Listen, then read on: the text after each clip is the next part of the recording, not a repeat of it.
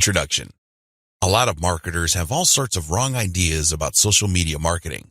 Some think that you only need to post viral content to get tons of traffic overnight.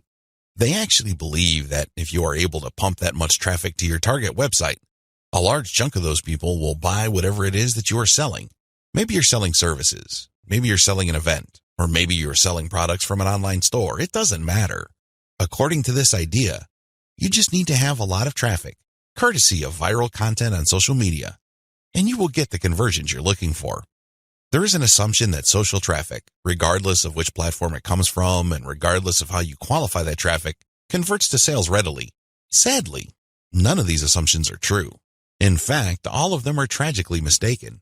If you believe in any of these, don't be surprised if you spend a lot of time, effort, and money, only to end up with a whole lot of nothing. Welcome to the club. Effective social media marketing can be reduced to one metaphor. Master this metaphor, and you probably will make money on autopilot with social media traffic. Screw up this metaphor or remain clueless to it, and you'll continue to struggle. You'll continue to believe that social media traffic can easily be generated through viral content. You might keep running after that unicorn, only to get tired and frustrated. It doesn't have to be this way. You just have to have the right metaphor or the right conceptual model to make social media marketing work for you. Best of all, you can make it work on autopilot. You probably have heard all sorts of set it and forget it systems. You probably bought at least one of these products. Well, they're definitely on the right track as far as their label. Social media marketing can be automated. It can be mastered to the point where it can produce income after you've set it. But getting there is another matter entirely, and that's the price people have to pay. And unfortunately, most people are not willing to pay that. They're excited about shortcuts, but they're not willing to take the stairs to get to the top. At the back of their minds, they're thinking that there has to be some sort of elevator. There is no shortcut. You have to work with this metaphor.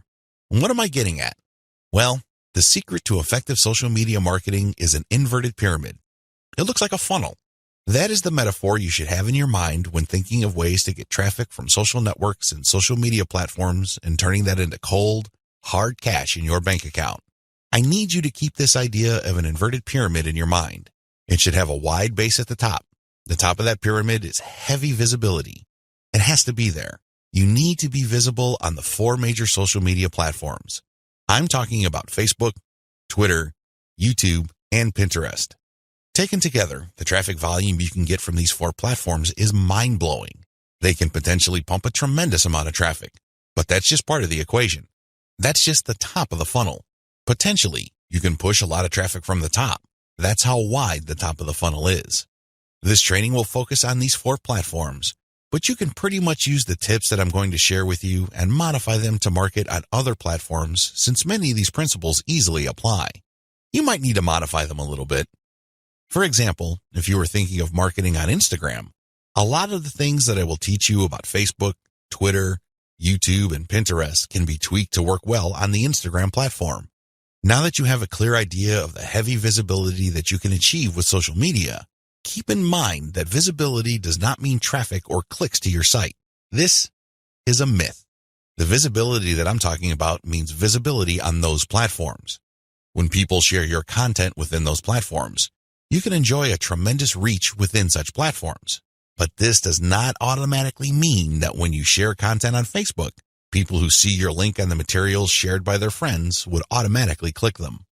Get the idea out of your head that raw visibility, or as Facebook terms it, reach, automatically translates to traffic. It doesn't work that way. Instead, you need to start with heavy content visibility on each platform. People must see your stuff there. You must achieve a wide enough reach. People may not necessarily click on through to your site, but that's secondary. At this point, you just want your brand to be visible. You just want people to become familiar with your brand. So what's the big deal about visibility anyway? You may be thinking, since visibility doesn't mean actual visitors to your website, what good is it? Think about it this way. When was the last time you saw an ad for the first time and automatically clicked it? If you're like most other people, you probably would want to see the ad show up a few times for you to become familiar with it. You might glance at it from time to time. You might read the description from time to time. But after enough showings, you might seriously think of clicking through. The same applies to your content on social media platforms. Don't expect that just because you come up with catchy titles and nice attention-grabbing graphics that this is enough for you to expect a tremendous amount of clicks to your website. It doesn't work that way. People have to be comfortable enough. Your content has to become familiar enough for them to click on it. When audience members click on the content you share through your social media accounts, they get a chance to like your page, follow your Twitter feed, pin your posts, or subscribe to your YouTube channel. They still stay on the platform, but they get a chance to subscribe to your account or follow you. This is the second stage of the social media funnel or inverted pyramid. You have to develop some sort of in-platform credibility. Your content is not just this random material that came out of nowhere. Even if people don't click on it, they see enough similarity in terms of branding, graphics, as well as other content cues so that your brand stands apart from everyone else's.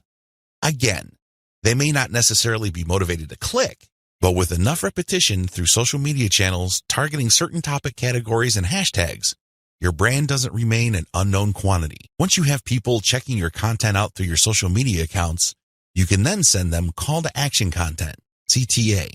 This content recruits people to your mailing list. This social content that you're sharing offers some sort of incentive. Maybe you're giving away a free booklet. Maybe you're giving away software. Whatever the case may be, there is some sort of giveaway to incentivize people to click on that link, enter their email address, and join your mailing list. Whether you use freebies, special content, special free tickets to an online webinar that's pre-recorded, it doesn't really matter. Whatever the case may be, the end game is to get people to join your list. The end game? But when you look at the funnel, the end game is to get people to that narrow end of the funnel. At that end, you're not necessarily getting them to click on an ad to buy something. You're doing something far more valuable. Instead, you're calling them to action so they join your list. You are converting your social media reach, meaning the top end of the funnel, to list membership, which is at the very narrow point at the bottom of the inverted pyramid. This is where the magic happens. Once people join your list because you have successfully incentivized them to enter their email on your squeeze page, you get a tremendous opportunity to build a long-term sales relationship. That's really the best way to describe it, because when people give you their email addresses, what they're really telling you is that they trust you enough to want to have a business relationship with you. This means you should not abuse that relationship. You should not send them garbage. You should not send them spam. And by spam, I'm talking about material that is not related to the topic of your list. Stay on message, because if you're able to do this, you would have a tremendous opportunity to shape the conversation and continue to sell and convert your list, not just once, not just twice, but over the long haul. There are many successful list marketers who make 7 figures every single year, and all they have is a mailing list. It all depends on how you build that list, who's on that list, and what you are selling on that list. Regardless of how you cut it, you can turn what would otherwise be a huge amount of social media reach into a loyal list. This is the secret to effective social media marketing. You probably haven't heard this before. I wouldn't be surprised, because the vast majority of social media marketing books out there try to trick you into thinking that you just need to harvest all this traffic from social media so people can click like monkeys on the ads on your website. Maybe that worked when Facebook first launched nationally. It definitely doesn't work today. Sadly, this is where too many marketers fail. They screw this up. Now that you know the secret, here's some bad news. This is precisely the point where too many marketers screw up. When they're sending social media content, they promote their squeeze page directly. Although the squeeze page gives away freebies and incentivizes people to sign up, this is too much too soon. And, not surprisingly, a lot of these marketers burn through a lot of exposure just to get people to their list. Worse yet, when these people join their mailing list, they're completely unprepared. They don't know what to expect. They're not properly conditioned. A lot of them are not even fully qualified to become list members. So what do? They end up doing a whole lot of nothing. This is actually the worst kind of list member. It's much better to just have a very tiny list, because if you have a huge list and almost everybody doesn't do anything to put money in your pockets, you're going to be paying for those list squatters month after month. Alternatively, you might attract list bouncers. These are people who join your list just to get whatever premium you're offering, download it, and then promptly unsubscribe. They have effectively bounced from your list. Effective social media marketing. Effective social media marketing means using your social media traffic and highly effective content shared on social media to build successful relationships. Your email list is going to be the platform you will use to convert the relationships made possible through all that social media traffic. You're essentially creating highly targeted mailing lists using content shared on targeted channels on social media. This is the secret to effective modern social media marketing. What social media marketing is and what it isn't. There's a lot of misconceptions regarding what social media marketing actually is. In fact, when you come across people who call themselves social media marketing consultants or practitioners, chances are very high that they will give you different definitions. Part of this is due to the fact that there are many different points of emphasis when it comes to social media marketing. Some people focus on the content. Others pay more attention to the network that the content is going to be addressed to. Others give more of their focus to social engagement. Naturally, to the layperson, social media marketing is a big question mark. I understand if you're confused at this point. In fact, you may be so confused that you try to simplify things in your head and end up focusing on how to get as much traffic for as little effort as possible. That is precisely how a lot of online entrepreneurs and marketers approach social media marketing. Sadly, that is a one-way ticket to failure or disappointment. It's not just going to work out sooner or later. With any kind of project, you have to have the right definition. Otherwise, you're making things harder on yourself. Depending on the definition you go with, you might have all sorts of expectations. And if these outcomes do not come to pass, your resolve and your motivation levels start to suffer. You have to work with the right definition. A winning definition. With all of the above said, what is social media marketing for our present purposes? Well, since this training uses list marketing as its main vehicle for converting social media reach into cold, hard cash, social media marketing is all about content-based audience relationship building. Let me repeat that. Social media marketing is all about content-based audience relationship building. You need to use content in a strategic way. You need to speak to certain audiences and build a relationship with them. This relationship is not this broad word that makes people feel good, but ultimately doesn't mean much of anything. Instead, this relationship has a tangible form. And I am, of course, talking about your mailing list. Once you get people on your mailing list, that's when the fun begins. Everything else is just a workup or a preliminary prior to that point. You need to get people on your list. Social media marketing is going to be your primary vehicle to get people to your list. Everything has to revolve around that list. And this must shape, inform, and guide your social media actions. Managing your expectations. A content-based audience relationship approach to social media marketing sets different expectations compared to other ways of defining this type of marketing. When you read the typical social media marketing book, for example, How to Dominate Twitter, the focus is on traffic. Unfortunately, if that is your main goal, you end up with a the more the better mindset and you feel really depressed at the end of the day because the traffic doesn't come. Even if it does, there's not going to be enough of it. You have set yourself up to fail. When you use a content-based audience relationship building approach to social media marketing, your focus is on getting the right content in front of the right eyeballs to build the right levels of trust. This is a long-term game. It is definitely a marathon, not a sprint. Since that is your expectation coming in, you position yourself for a long-term victory. You're not going to be the typical failed social media marketer who jumps into the game with both feet, only to find out that the traffic simply isn't there. So what do? That's right, they quit. Manage your expectations by focusing on the right definition and you will be okay. The worst thing you can do right now is to sabotage any chance of future success by defining the problem the wrong way and filling your mind with all the wrong expectations. Social media marketing can build brands if. Now that we've defined social media marketing, the next step is to focus on the end result of this content-based audience relationship building approach. If you do everything right, you walk away with a brand. And let me tell you, that is the best asset you will ever have.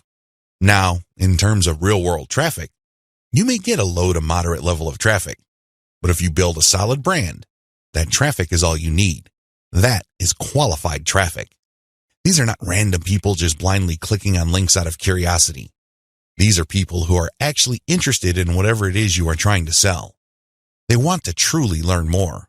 They want to build a relationship with you because they want to know what you're about, like what you have to offer, and eventually trust whatever it is you are pushing. These are real people. And this is only possible if you build a solid brand. You have to deliver solid value. I wish I could tell you that content marketing is enough to do it. I really wish I could say that, but that is not true. That only explains part of the situation. Sure, you have to deliver content that people truly are interested in, but at the end of the day, when they join your list, they are expecting and deserve value. That's how you build a solid brand. When people join your list, they will quickly find out that they did not waste their time because you send high-quality updates that actually add value to their lives. Social media marketing can explode the rate at which brands are formed. That's why a lot of people are ranting and raving about social media marketing. But a lot of them are clueless as to how to build a solid brand. Most of the time, they just stumbled into it. I'll let you in on the secret. It's all about content-based audience relationship building. There are many different parts to that equation, and I'm going to walk you through them in a practical way in the following videos. In this section, I just want you to wrap your mind around the definition and the expectations that flow from it. This is how we tightly define the project that you're going to embark on. Anything less, chances are, you're going to beat yourself up unnecessarily because you just had unrealistic expectations. This is not one of those get-rich-quick schemes. This is not one of those overnight success stories. This requires real work. This is the real deal. Are you ready for the journey? Great. Let's get on to video 2. Sell to your list differently. At this point, you have turned social media traffic into list members. Congratulate yourself. You've managed to do something the vast majority of social media marketers cannot do, or, worse yet, don't even think about doing. It's quite an accomplishment. Unfortunately, even at this point, it's still too easy to drop the ball. In fact, a lot of people who have mailing lists stay with one mailing list. They think that as long as people who visit their blog sign up to their mailing list, they're good. Well, at a certain level, they're correct. A certain percentage of those list members will buy affiliate products that you promote on your list.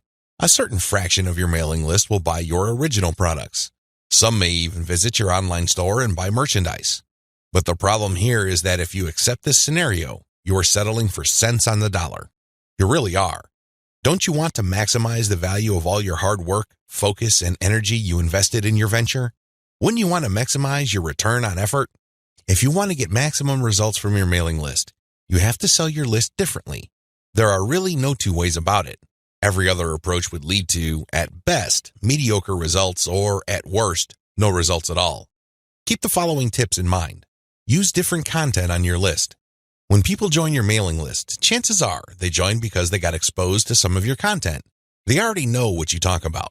They are already familiar with the quality of your content. They understand the themes that you focus on. That's why it doesn't make any sense for you to feature the same exact content on your list. Sure, you may make some changes. You might change the title. You might even switch things around. But people aren't dumb. They can see right through that. They can see that you are recycling content and feeding them stuff that they have probably seen before. Do you think this kind of practice builds confidence? Do you believe that doing things this way will build trust? Of course not. You have to use different content. What kind of content will you have to use? Well, first of all, you already know what your most popular pieces of content are. Start with these. No, I'm not talking about republishing them. I'm talking about analyzing them and seeing where the gaps are. Are there any questions that are left unanswered? Are there any questions that were raised by the answers that you gave in those popular pieces of content? These should be enough to get your mind going as to the kind of finely tuned, high-value content that you're going to be sharing on your list. Remember, your updates are the ultimate reward to your list members. Sure, you may have positioned your squeeze page to reward subscribers with a premium, but once they downloaded that premium, they really have no other incentive to keep reading your emails. Do you see how that works? So do yourself a big favor and make sure that the update content you send is the reward. That's how you get people to open your emails and read your materials over and over again. Reward them for being on your list. Don't drop your guard. Don't take it easy. Don't give in to laziness. This is your time to rise and shine. Everything else that happened before this was just a dress rehearsal. This is it. This is where the rubber meets the road, and you better perform. Use premium content. If you really want to hit the ball out of the park with your mailing list, send updates that really highlight how original the content is. Well, how do you do this? Use social proof for case studies. These are testimonials of people that have taken your advice or who have experienced certain things that you talk about. When people read these stories, they can't help but be engaged. They can't help but be absorbed into the narrative. These people sharing their testimonies are real flesh and blood human beings with real problems that your readers can relate to. That's the kind of compelling content that will take your list to a whole other level. Why? Most of your competitors are just recycling their stuff. Sure, they're recycling their best stuff because that material is tried and proven, but they're not really distinguishing themselves. They're not really doing their brand any favors by taking the easy way out. You have to commit to doing things differently. This is how you build loyalty around your content. Remember, when you're running a mailing list, your content is composed of the emails you send out. No more, no less. Upsell, upsell, upsell. I can't say the word upsell enough. If you want your list to make money, you have to upsell. Now, you don't have to be a hero. You don't have to overdo this. You don't have to come off like some sort of super salesman. If you're like most people, you know how annoying, pushy salespeople are. You probably will push back. You will probably tune them out and unsubscribe. I can't say I blame you. That's how most normal people respond to pushy salespeople. By upsell, I am just telling you to send content that highlights a problem and a solution. That's all upselling is. You remind people of their range of problems, and you remind them of certain solutions to them. Now, of course, just like with most things in life, there are good solutions and even better ones. Your job is to send email updates that get people excited about finding a solution and laying out common solutions that are good, but are not the best. What you're doing here is you're drawing their attention to the very best solution to their problems. For example, if you run a social media marketing mailing list, you can tell people that creating picture quotes and videos from pictures is a great solution to their original content needs. But an even better solution would be to automate these materials where people just click on images and all of a sudden, a video is created. It saves a tremendous amount of time, effort, energy, and most importantly, the created video would then automatically be uploaded to their social media accounts. That's the kind of distinction between good enough solutions and obviously superior solutions. That's how you upsell people to your list. You're still providing value. You're still answering their questions. You're still addressing their needs. But you're laying out a range of options.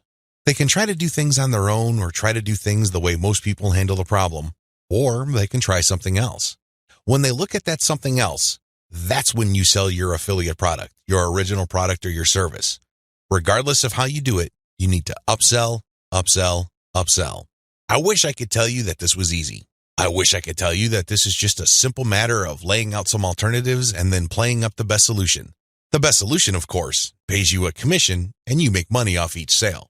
Unfortunately, it's not that easy and it's not that simple. Here's the reason.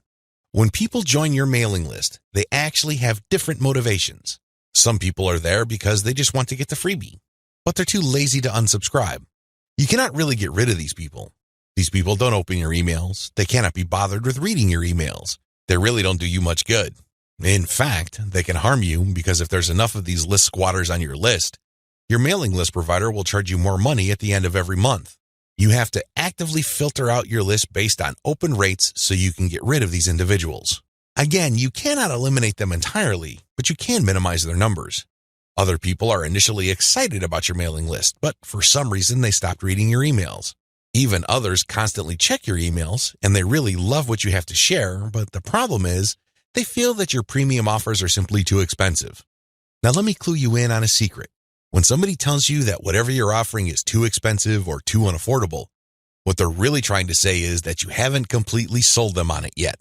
Alternatively, you haven't completely filtered them yet. Either they're not motivated enough or you did not give them enough reasons to be motivated. Regardless, they're still on the fence. You need to push them off the fence. Expert salespeople know this because in the big scheme of things, there's no such thing as unaffordable. If you talk to somebody and you convince that person that they absolutely need to buy your product, there's really no difference between a $10 product and a $1,000 product. They will get that product because you have elevated their perception of that product to the realm of need. People take care of their needs first.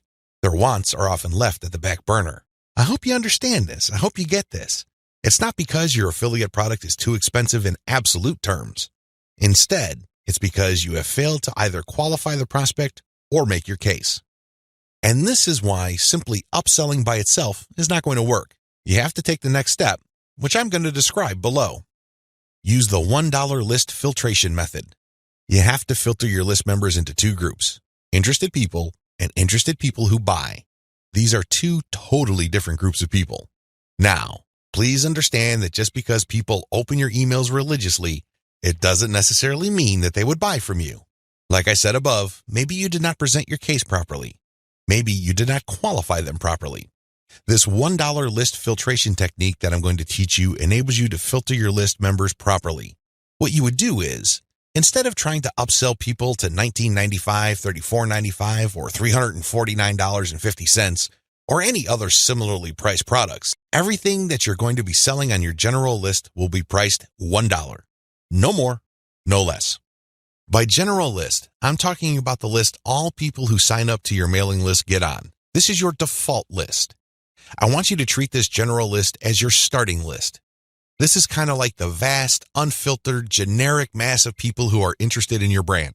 When you upsell people using $1 offers, you enable people to segregate themselves based on their motivations. These are people who are motivated enough to spend $1.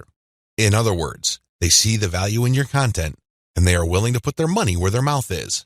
Now here's the secret. There's really very little distance between paying $1 for something and paying $100 for something. This is a lesson I learned firsthand. When I first tried this, I thought the only people that will get on my dollar list are cheapskates. These are misers. In the back of my mind, I thought that they're just not going to buy big-ticket items. Boy, was I proven wrong. If somebody is able to psychologically hurdle the distance between 0 and 1, they can, given enough exposure and enough content, hurdle the difference between $1 and $100. This is not theory, nor is it speculation. I see this all the time with my own two eyes. Your job is to filter your general list. You're basically telling people, when you run these $1 offers, to prove to you whether they are just interested or truly interested. This is a self-segregating mechanism. Use it. People who sign up for your general list are interested in quality content. That's what they're there for. But only a fraction of them would actually be willing to pay money. You make your money off this golden fraction. You use your buyer's list to make real money. Again, you have to sell your list differently. This applies to your two types of mailing lists as well. Your general list, they get quality information that is distinctive like social proof and case studies along with upsell messages. Your buyer's list, on the other hand, gets more in-depth material with higher value upsells. Again, if somebody's willing to go from 0 to $1, you have a tremendous opportunity to get that person to go from $1 to $100, $1,000, or whatever amount you want. Now, keep in mind that the higher the dollar value, the lower the conversion rate, but you get the point. You have to get people to segregate themselves based on their readiness, willingness, and eagerness to buy. And since $1 is essentially friction-free, this list filtration method works like a charm. You need to modify your social media marketing campaign based on your online business type. I know this video is going to throw a lot of people off, but people need to understand this. One of the major reasons why a lot of otherwise intelligent and experienced social media marketers fail to get the results that they're looking for is the fact that they're using the wrong approach. Their approach to social media marketing and the websites they're promoting is a one-size-fits-all approach. Now, you don't need me to explain to you why that's a bad idea. It doesn't work in most areas of your life, and it definitely doesn't work when it comes to social media marketing. You can't look at this project with the mindset that as long as you pull traffic from social media platforms, then you can use the exact same method and the exact same communication tactics, regardless of the online entity or business you are promoting. Since we're using content to develop relationships on social media platforms, this one-size-fits-all approach is even more fatal. I mean, it's a bad enough idea as it is, but if you were to use a content-based campaign, it gets even worse. The reality is that different business types require different content and publishing strategies. You have to customize, modify, and tweak your particular content and publishing strategies on social media to fit the type of website you are trying to promote. Now, there are a huge number of website variations out there. In fact, there are too many. I would venture to say that the only limit really is your imagination. But if you were to categorize these different website types into 4 rough forms, they would more or less fall into the following: publishing, e-commerce or dropshipping, email lists, and traffic sales. Again, there are many variations of these, but if you were to look at the different types of businesses out there, you can pretty much reduce them to these 4 types. When you study these closely, they have different needs. They have different features that must be addressed. Otherwise, you're not going to get the results you're looking for. Unfortunately, a lot of social media marketers would try to promote a blog the exact same way they would try to promote a dropshipping or e-commerce website. Similarly, somebody who is essentially just trying to sell their social media traffic is trying to do content marketing like somebody with a blog. It doesn't work. It doesn't make any sense. The bottom line is obvious. Different strategies require different content types. You must start with the type of online entity you are promoting. Are you promoting a blog? Do you have a website that uses a lot of articles? Do people contribute content? Well, you have a publishing website. Do you have a dropshipping online store? Maybe you built it with Shopify and you use Oberlo to get products from AliExpress. When people buy stuff from your storefront, your software orders the materials from AliExpress and you keep the difference. Maybe you sell from your own inventory. It doesn't really matter. You run an e-commerce website. This is very different from a publishing business. Similarly, if you make your money through your mailing list, you can't market on social media the same way as you would if you had an online store. Again, different strategies require different content types. What do you have available? Now that I've gotten you thinking about how special your specific website target is, I need you to look at the different content types available to you. You need to think outside the box. You need to look at all the available options out there and how you can create content that is tailored to your specific type of online entity. Here are the list of content types you can use to promote different online entities, but your specific focus and specialization should weigh more heavily on certain types of content instead of others. Audio clips, slideshows, infographics, diagrams, blog links, videos. The bottom line, don't just think links. It really freaks me out. In fact, it really saddens me when I see a lot of otherwise capable social media marketers focus almost entirely on spreading their links. They think that this is the end game. Well, yes, links are important. I can see where they're coming from because when people click on a link, that's instant traffic. But you have to understand that depending on the type of target site you are promoting, you would build a tighter brand if you share different types of content. In many situations, you probably would be better off sharing more audio or infographics and diagrams than if you were sharing naked links because people are bombarded with links every single day. You have to pay your dues. You have to become familiar enough to your target audience members using these different content types for them to eventually trust you enough to click on your link. Unfortunately, a lot of people have this in reverse. They start with the links, and when they get desperate, they then use other types of content. At that point, they're a day late and a buck short. Don't do that. Instead, use the derivative content first, and then play up the links. Also, not all of these formats work with your particular style of website. I would suggest that you look at your competitors first and pay close attention to the type of content they are currently sharing. What kind of format do they use? Are they sharing mostly picture quotes? Are they focused primarily on video? Do they have a special fondness for diagrams? This is not random. This is actually telling you all you need to know about how to appeal to your target audience members. This is no time to be revolutionary and come up with something new completely out of left field. That's not going to work. There's a reason why your competitors are not doing this. At this point in the game, you should focus on what everybody else is doing and reverse engineer their formats. Once you have established a distinct brand, then you can experiment with different formats, different ways of doing things, and possibly coming up with something that is distinct to your brand. But until and unless you reach that point, you need to focus first on reverse engineering what everybody else is doing. In other words, let them do your homework. Focus on what they're doing right and build on it. Figure out their areas for improvement and come up with a more compelling offer. Pay attention to what they're not doing. Avoid those because obviously it doesn't pay. I hope I'm being clear here. Make sure that your content types as well as your sharing strategies fit the type of business you're in. A little bit of reverse engineering can definitely go a long way. The classic way to do social media marketing and why it is a waste of your time. Before I jump into the actual meat and potatoes of this training, I need to devote some real estate to how other people are doing social media marketing. I need to do this because it's very tempting for people to engage in the same practices. I can see where they're coming from. It is easy. It's like seeing some chump change in front of you, and it's almost irresistible to fight the urge of bending over and picking up that change. But when you do that, it will throw you off. It will give you a false sense of incentive or reward, and don't be surprised if you end up giving into your worst instincts only to walk away with less than nothing. This happens all the time because human beings, being the way they are, would always take the path of least resistance. Who can blame them?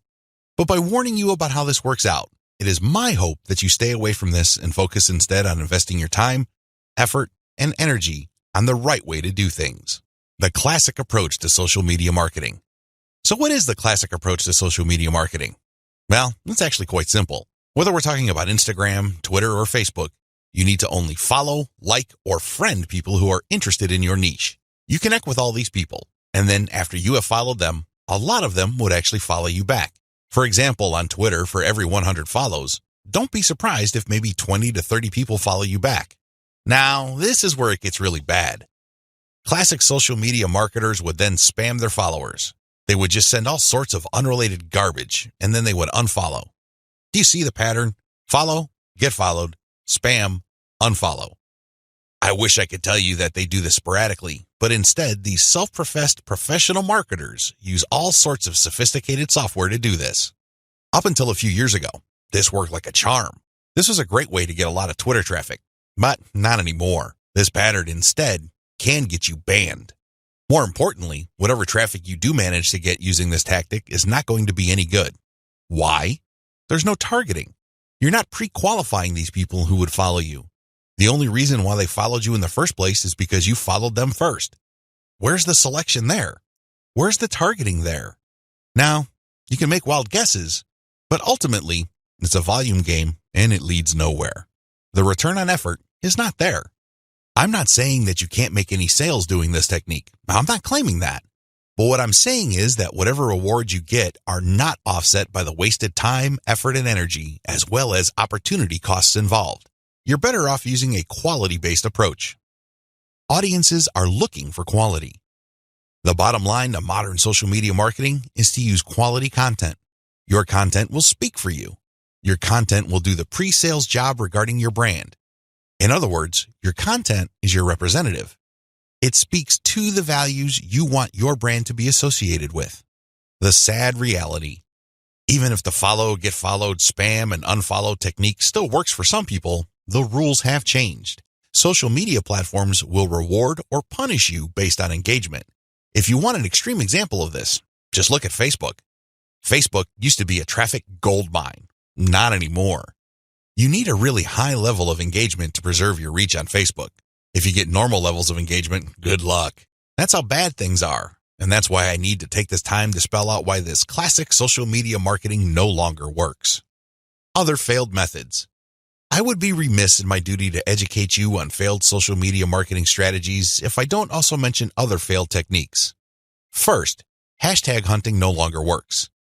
This technique involves marketers finding hashtags that are trending. They basically would publish niche-specific content, but use unrelated or irrelevant hashtags and pair them with their content.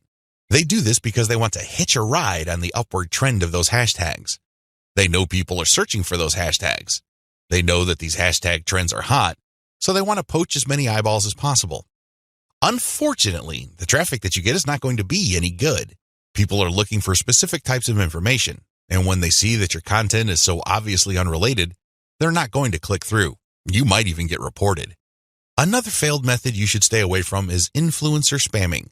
There are many influencers in most all niches. If you want to see this in action, go to Facebook or Twitter. There are many specialized pages and specialized Twitter accounts. Now, constantly mentioning those influencers on your content is not going to help if your content doesn't really add any value. There has to be a reason why you are engaging with these influencers, and drawing their attention is not enough. Getting them to look at your content because you think your content is hot is a lousy idea. Instead, you should focus your engagement tagging based on what they did. For example, if an influencer was talking about recent trends in athletic shoes, then that person would be fair game for an article I post regarding the latest trends in athletic shoes and what they mean in terms of the bottom line of large footwear apparel companies. That influencer would be directly interested in what I have to say because I'm sharing content that is not only high quality, but is directly related to stuff he or she is already talking about. Do you see the specificity here? Do you see the direct link? Now, Compare this with an influencer who talks only about Forex, and I tag that influencer when I'm talking about Bitcoin. That person's going to get annoyed. Do you see the difference? Finally, automated publishing with no outreach is not going to work. Basically, what you're doing is throwing spaghetti on the wall and hoping something sticks. If you're just publishing content on an automated basis on Twitter, Facebook, Pinterest, and other platforms, it's anybody's guess whether people would actually engage. You have to do some outreach. You have to draw eyeballs to your content. You have to find existing pools of highly qualified audiences and get your social media account in front of their eyeballs. Use your very best content. If you do this right, your automated publishing on social media will be greatly rewarded. Use a shotgun approach and you're probably going to get the same results as other failed social media marketers. 10 steps to faster and easier modern social media marketing. In this video, I'm going to give you an overview of the 10 steps I'm going to teach you in this training. This training is a product of many failed experiments. Believe me, if you've been exposed to some type of hot or groundbreaking social media marketing technique or strategy, I've been there. I've done that. This training is a product of all my experiences. I know what works and I know what doesn't. I also understand that people have different skill levels, time horizons, and project resources. I understand the limitations. I understand most people's concerns regarding social media marketing. Accordingly, I've come up with a 10-step program that appeals to most social media marketers, regardless of how small or how big their budget is, and regardless of their skill levels. If you're looking for a truly effective social media marketing game plan that you can set up to pretty much work on autopilot, this is it. Please understand that these steps that I'm going to lay out are exactly that, steps. You need to follow them. You can't skip a step. You can't assume that since I mentioned certain keywords or I'm talking about certain themes and topics that you have mastered this already. I need you to look at all this information with an open mind and pretend you are learning social media marketing all over again. If you don't have that mindset and you are all too eager to skip steps, don't be surprised if the plan that I'm teaching you will not work for you. How can it? You zip through it. You rushed. You skipped through certain key parts. You need to be patient with this program by going through each step. Don't go to the next step until you've mastered the step you're on. I know you're busy. I know you don't have the time, but you need to do this right. Otherwise, you only have yourself to blame if things don't work out. Are we clear? Okay. Here are the 10 steps to faster and easier modern social media marketing. Niche research and targeting. Content curation. Reverse engineer your competition's top content. Create fine-tuned payload content. Market your mailing list right. Unlock the power of repurposed multi-platform content. Automate content sharing. Scale up your targeting. Sell to your list differently. Reinvest your profits the right way. Those are the 10 steps. I know they sound pretty simple. They definitely appear pretty straightforward, but the devil, as always, is in the details. See you in the next video. How to do niche research and targeting the right way. I can't even begin to tell you how many times I've run into social media marketers and they automatically want to know about traffic generation. Forget about niche research. Forget about consumer intelligence. Don't worry about setting up the right site to get in front of the right target audience eyeballs. Let's just skip straight to the good stuff. That's the kind of mindset that I run into all the time. And that's why a lot of people struggle in this game. You have to understand that until and unless you find yourself barking up the right tree, you're just going to be chasing your tail. I know I'm using a lot of dog analogies, but these are the most appropriate. Most people are simply just chasing their tails and wasting a whole lot of time doing stuff that doesn't really add to their bottom line. A lot of these, and I would guess all of them, can be quickly dispensed with if people only did niche targeting ahead of time. In other words, know your audience. Since you have a clear profile of who your target audience is, the next step is to go to these different social media platforms and find them there. Believe it or not, whatever it is you are promoting, regardless of how esoteric, obscure, or weird it may be, there are already people on social media platforms talking about or showing interest in whatever you are promoting. I know it sounds crazy, it sounds weird, but it's absolutely true. Your job as a marketer is to find those audiences on these social media platforms. The way to do this, of course, is to identify your business's target audience. Sadly, most marketers don't even bother with this. Instead, they just look at social media marketing as a simple task of finding traffic. That's it. That's the name of the game. That's all there is to it.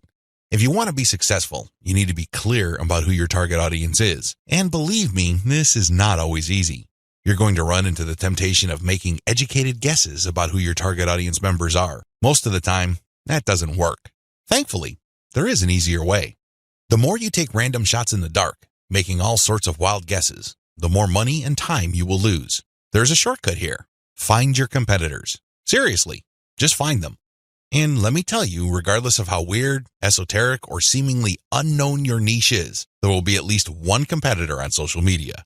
Find that organization or business and let them do your niche and target audience research for you. Since they've already started and are already speaking to your audience, find out who your competitors are and look at their social media profiles. Reverse engineer who they're following. Pay attention to who they're targeting. Look at how they categorize themselves. In the most simplest terms, pay attention to the hashtags they use with their content. These clues should be enough to give you an idea of where to start. This way, you get a head start. You're not completely stuck in the dark and absolutely clueless as to what to do. Instead, you have some objective, tried and proven information you can work with. Pick your target niche. You have to remember that every business can be positioned in at least one of two ways. The bigger your niche, the more angles you would have at your disposal. You can look at different subsegments of your niche. You need to understand how this works because you might think you have a clear niche, but it may well turn out that there are many different layers or tiers to that niche. There might be different subsegments there. You should have a clear understanding of what your niche is generally and what subsegments exist within that larger niche. Again, you can reverse engineer your competitors to take a stab at this. Regardless, you need to do this. You need to get this information. Now that you have an idea of what your target niche is, go to the different platforms like YouTube, Facebook, Twitter, and Pinterest.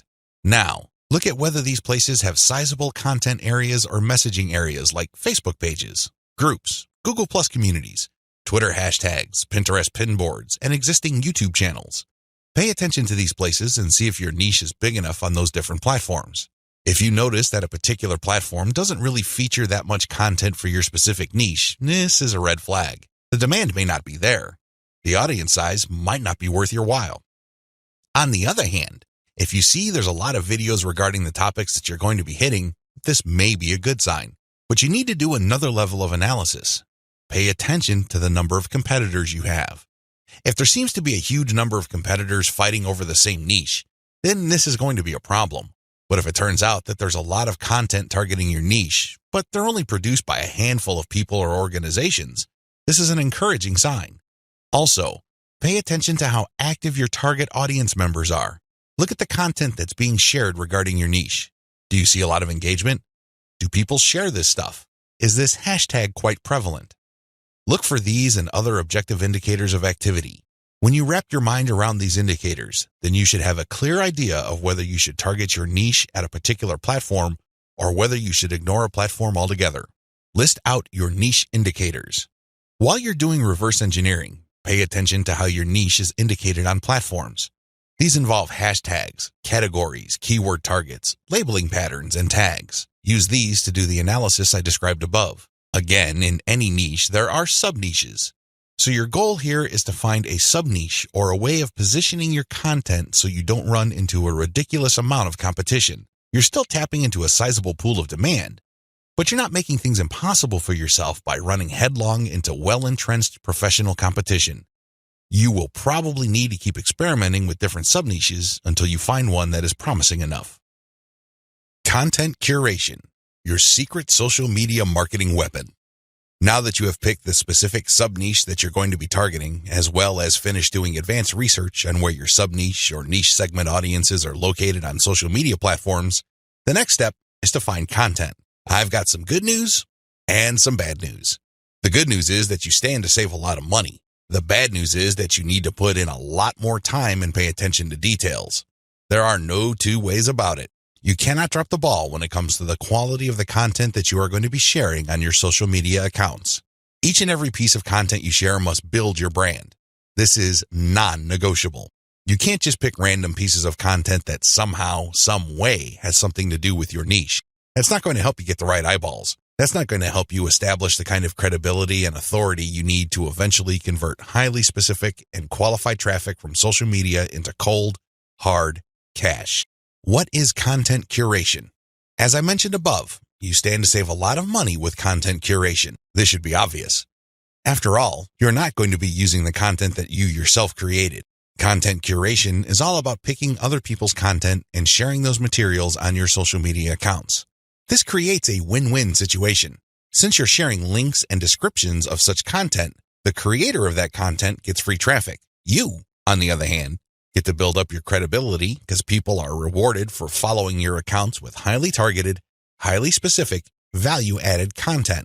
Everybody wins.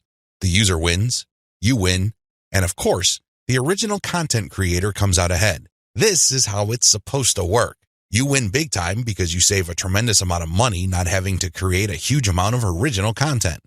If you've ever tried to write your own stuff or outsource content creation, whether in the US or to other parts of the world, it can get quite expensive very quickly. Content curation enables you to build credibility with your audience in a very inexpensive way. You use other people's content. You get to entertain them, build credibility, and gain their trust. The downside here is the time. Sure, you're not spending greenbacks, but you're definitely going to be spending time. As I mentioned above, you cannot be indiscriminate when you are trying to do content curation. Whatever goodwill you have built up for your brand will go up in smoke if people catch on to the fact that you are just randomly curating and spreading low-quality content that may have something to do with your niche. That's not going to cut it, not by a long shot. Adopt the right content curation strategy. Now that you know where your target audience members are on social media platforms, you build credibility by populating your social media accounts with highly credible, high-authority third-party content. This is called curation. In between those materials, you're going to be sharing your own original content. From time to time, you're going to call people to action to take a look at the incentives you're giving away for them to join your mailing list. This is how you play the game. When people follow you, they are rewarded with top-notch content. It doesn't really matter whether you produced that material or it was written by somebody else. Your followers get rewarded for following your account. They get niche-specific material. Eventually, you build trust with them because you only send them the very best materials. They start paying attention to your own materials. More importantly, they start noticing the content you share, which actively encourages them to sign up to your mailing list. This is the key. You intersperse your own original content. You create an impression of quality in their minds because you're sending only the very best third-party content. You then mix in your own original content, which is of the same quality as the other stuff you're sending. Eventually, they warm up to your brand, and this is where your call to action content comes in. You call them to action regarding the freebies you're giving away. Maybe you're giving away software, a booklet, discount codes, or even a full-blown book. It doesn't matter. You are ethically bribing them to enter their email addresses so they can download the incentive. That's how you build up your mailing list. On top of all this, when people join your mailing list, you call them to action to share the emails that you're sending them. Maybe you should ask them to forward that email to their friends. Maybe you would want them to copy and paste the material and post it on their Facebook wall. The best part to content curation is that it's very easy to automate. Seriously. This is one way of content promotion that is very automation friendly. You only need to get the URLs of the third-party content that you're curating and plug them into an Excel sheet. You then convert the file into a CSV file, which is then imported by social media scheduling tools like Hootsuite and Social Oomph. You don't have to manually enter anything. You don't have to schedule everything by hand. You can do all of this through software. Isn't that awesome? You get to build credibility while at the same time minimizing work. Now, with that said, you need to pay special attention to the content quality. High attention to detail is the key. You have to resist the temptation of running basic keyword searches on Google or on social media platforms and grabbing anything that is somewhat related to your niche. That is a one-way ticket to brand destruction. You worked hard to build your social media brand. It really would be a shame to see it all go up in smoke because the content you're curating is very unpredictable when it comes to quality. There may be several days when you're sending the very best, cutting-edge reports on your niche, followed by a few days of just completely worthless content. What do you think prospective fans would think? Either they would think that your brand is unreliable or you're unprofessional. Whatever the case may be, you're not going to be convincing people that your brand focuses on the very best in your niche. You need to be very discriminating when you select your content. You have to read through the materials. Make sure that the content is alive, updated, and well-written. This, of course, takes time. The trade-off, obviously, is that you don't have to spend money. Regardless, you need to pay close attention to the content that you're sharing because it represents your brand. The quality it contains either makes your brand look good or erodes your brand. It's your choice. Reverse engineer your competitors' top content. In the previous video, I mentioned that you're going to have to mix in your original content. Now, the question that's probably on the top of your minds is, how do I know which content to produce? Well, there are two ways to do this, like I mentioned earlier in this training. You can try to figure out things on your own and engage in all sorts of experiments, or you can just simply allow your competitors to do your homework for you. I hope you can see which path is the easiest. It should be obvious. If you are sending the very best content on your niche, your original content must be at the same level or better. Otherwise, your followers are not going to take the bait. They're not going to trust your brand. They appreciate the fact that you're collecting all this information, and they're probably going to stick around and follow your social media accounts. However, you can't count on them to do much of anything else. There's really no incentive for them to join your mailing list. Why should they? Your content is not that great. They only need to compare the kind of original content you produce with the other top-notch third-party stuff you're sharing to see your weakness. Do you see the problem here? You have to produce top content if you want your brand to be credible. Thankfully, this is easier than you think. Simply reverse engineer your competitors. Look at their most successful stuff. How do you know? Look at the social media indicators of their content. How many likes does their top content get? How many shares? Is there any other indicator that shows that this content actually has traction? Maybe you should pay attention to the number of comments for that content. Maybe you would want to run a backlink checker on a piece of content and see how many other blogs or websites link to that piece of content. This is how you measure the overall success of any single piece of content so you can use it as a template, if you will, for your own content. I'm not saying that you should rip it off. Instead, I'm encouraging you to use it as a starting point and come up with something so much better. Focus on what works. When you look at your competitors' most social pieces of content, you are basing your own original content on themes and topics that actually work. They have traction with your target audience members. You're not wasting money or time taking wild guesses. This is one of the most common mistakes social media marketers make. They think that they have the best ideas regarding hot content in their niche, so they come up with all sorts of content that they think is just plain awesome, only to fall flat on their faces. I'm telling you, for every 100 pieces of those types of original content, maybe 10 would gain any sort of respectable traction in your niche. It's too expensive, and it burns too much time. Thankfully, there is a better way. You just need to reverse engineer your competitors' most successful content. Use that as a starting point. You can adjust them. You can modify them. You can come up with your own variations. But at least you get a head start. At least you're in the ballpark when you start off. You're not just taking random shots in the dark. Learn from your own success. After you have started curating and mixing in your original content, pay attention to your statistics. They should tell you which of your content gets the most love. If you notice that a handful of your curated third-party content gets a lot of retweets, shares on Facebook, or any other indication of social media engagement, pay close attention to those pieces of content. At some level or another, they struck a nerve. They caught your audience members' attention in a very positive way. Find these successful curated pieces of content and create original versions of them. Similarly, if you have many different original pieces of content, only a handful of them will be really successful. Pay attention to those. Find them. Once you've identified them, create more of them. Focus on the same themes and present similar information the same way. The key here is to focus on what works and expand it and grow it. Ditch the stuff that failed. Build on your strengths. Create derivative, cross-platform variations of your most successful content. Now that you have a clear idea of how to create content that has proven traction, don't just keep reverse engineering it. While you need to continue doing that, you also have to do something else. Create derivative or cross-platform versions. For example, one particular type of blog post does well on all your social media accounts. Identify its themes, pay attention to its patterns, and come up with another blog post. See if that works. If you achieve the same level of success, you're onto something. This is not a fluke. This is not a one-time thing. You have struck on a theme that your audience members readily enjoy. The next step is to take things to a whole other level. Instead of just cranking out yet another blog post, create videos about that theme, make specialized diagrams, produce infographics.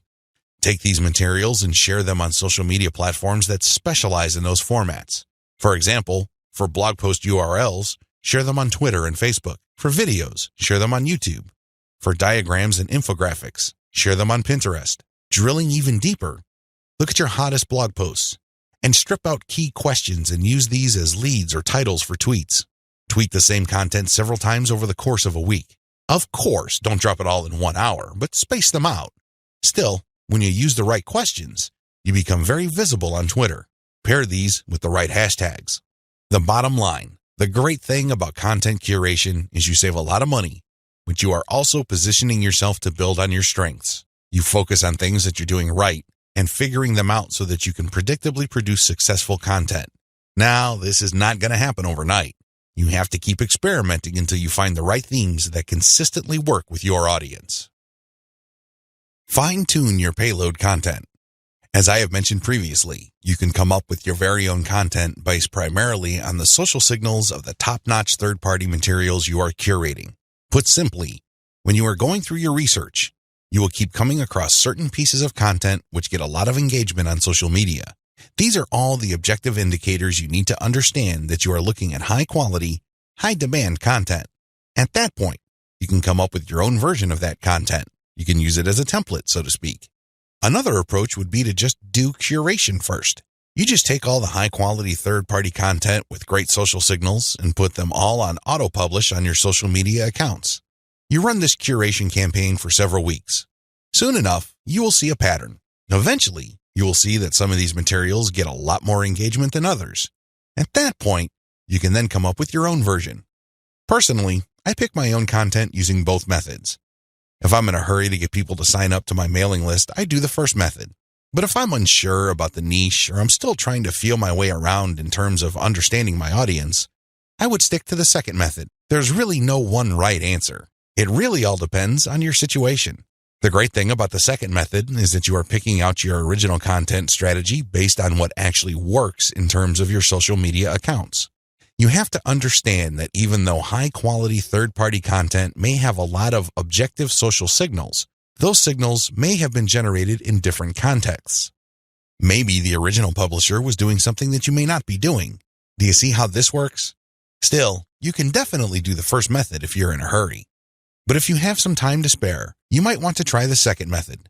Do curation first, let it run, and then pay attention to your statistics. You should be able to see a pattern. In fact, based on my experience, content that tends to do well often falls within a narrow range of themes. In fact, in some of my campaigns, almost all of the content that got a lot of love from the internet was focused on one question. That's how focused your audience's needs may be. You should pay a lot of attention to the following. Look at the engagement of the content and the click-through. A lot of social media marketers drop the ball at this point.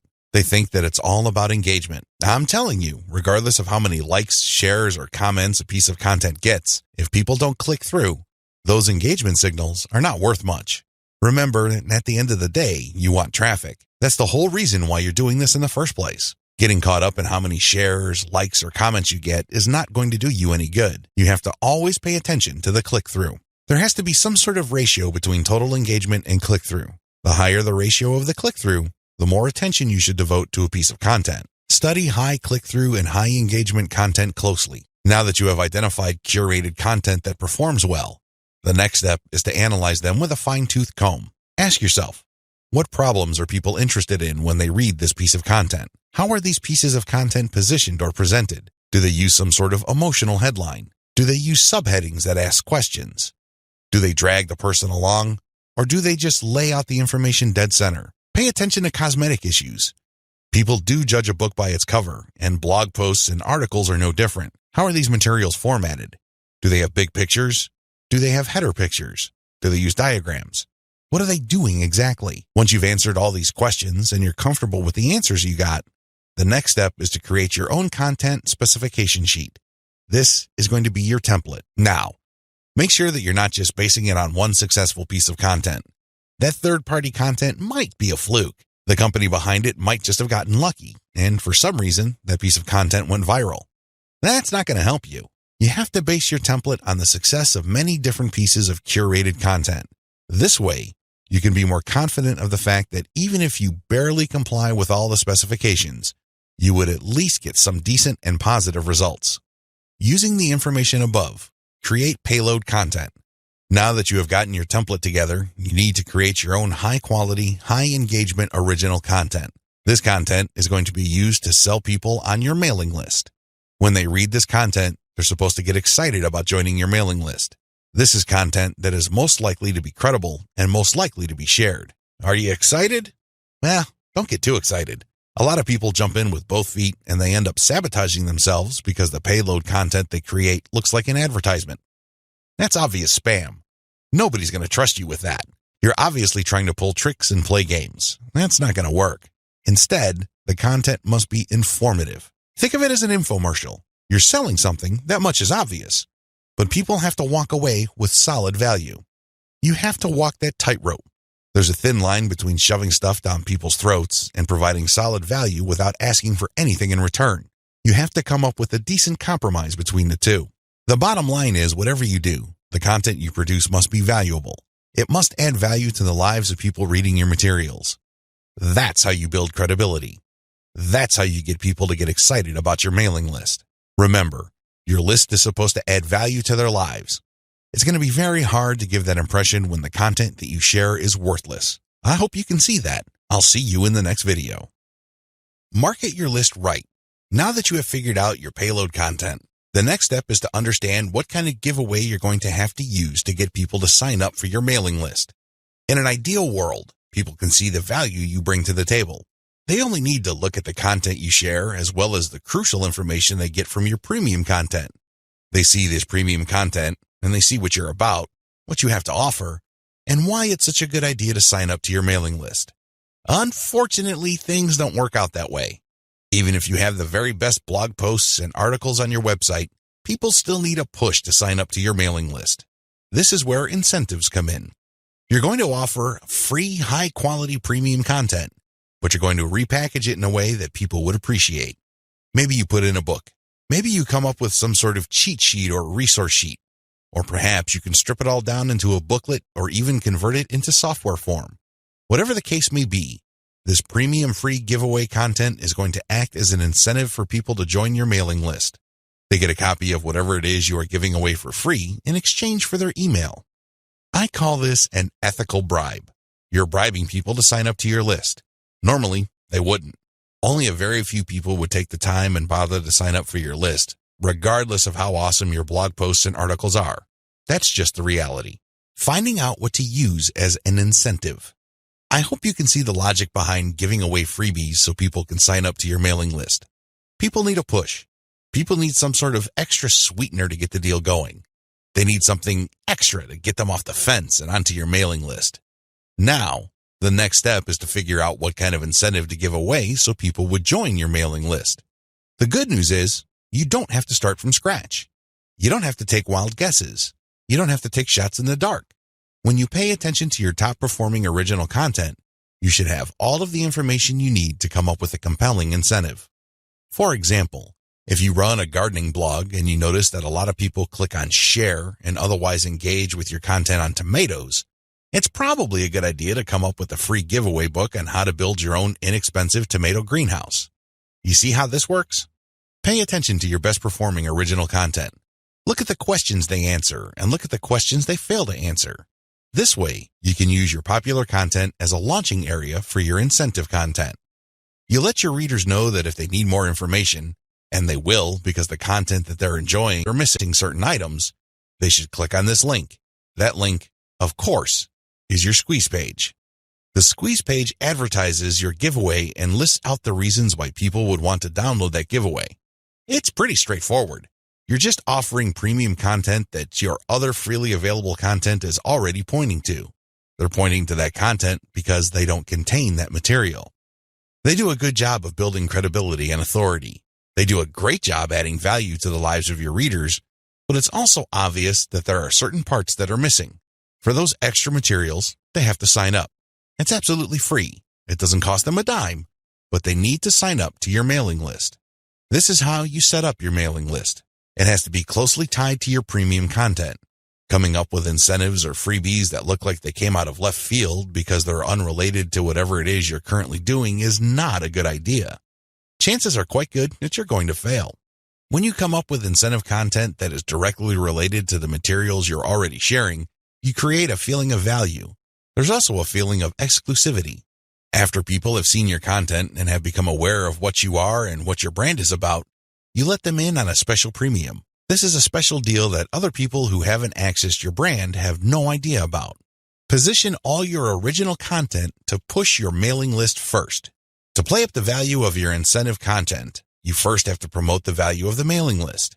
I know this sounds counterintuitive, but if you think about it, it makes all the sense in the world because in reality, it's the mailing list they're signing up for. The freebie that you're giving away is just a bribe. It's intended to get people to enter their email address and nothing more.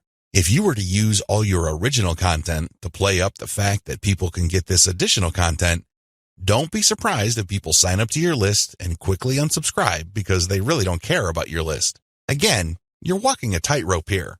On the one hand, you want people to get excited about the premium you're giving away for free in exchange for their email address. On the other hand, you want people to see the value that they would get by being members of your mailing list. This is how you should play it. All your original content should push your mailing list first. I'm not saying that you should not tie it into the incentive, but your original content should highlight the fact that when people join your mailing list, they will continue to get valuable information. This is the key, because when you use your tried and proven content to push mailing list membership, people are less likely to join your list and immediately unsubscribe. They are aware of the value that the list can possibly bring to their lives. You then play up the premium content as part of the membership. In other words, it's an extra. It's not the main focus of the list. Keep the list separate from the premiums you use to get people to sign up to your list. I hope this is clear because you want to play up the list first, but it must be obvious that you are using the premium content, whether it's a free book, a booklet, a cheat sheet, some sort of pre-recorded video, or something else, as a means to get people to make a decision. That's the bottom line. You want the incentive to push people to make a decision to join your list, but all your original content and your website by extension should push the reader to see the value of being a list member. A lot of social media marketers completely blow this. They think that it's all about marketing the incentive. Well, to continue with the example I raised earlier, what happens after you get people to sign up to your list in exchange for the greenhouse guide? That's right, nothing. Why? You played up the value of the greenhouse guide to such an extent that people are clueless as to what other value they would get from your mailing list. Indeed, don't be surprised if people start reporting your list as spam after you start sending them updates.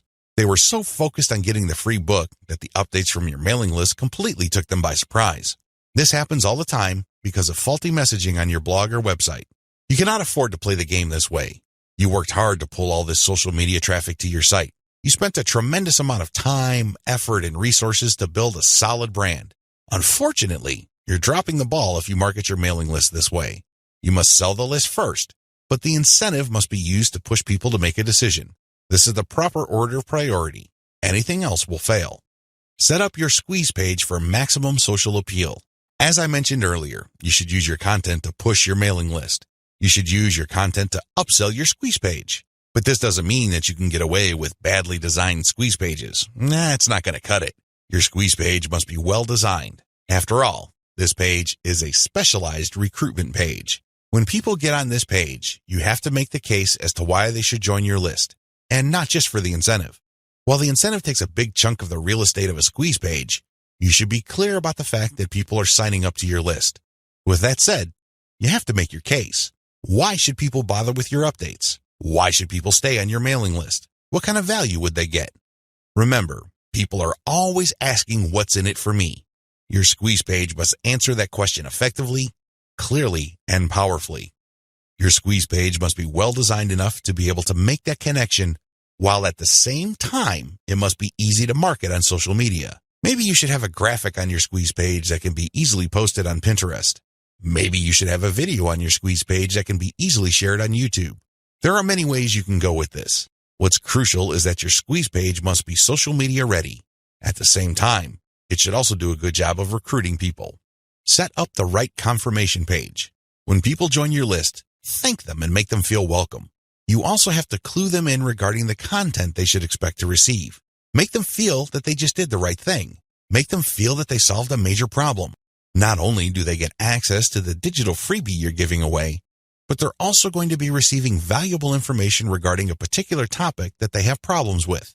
This is how you sell the list. Simply hyping up and over-promoting the premium is not going to help you convert social media traffic into cash. That's just not going to happen. You have to sell the list. You have to build trust in the list. Unlock the power of repurposed content. I've already described this in an earlier video, but this topic is so important it deserves its own standalone video. When you create original content for your blog or website, you already know that this content has some sort of traction in your niche. You already know that there is a significant amount of demand for this particular type of content. Not only did you base your decision on the social signals of your reverse-engineered competitors' content, but you're also picking out content choices based on your own statistics. In other words, you're basing your best content on tried and proven material. You're not taking shots in the dark. You're not taking wild guesses.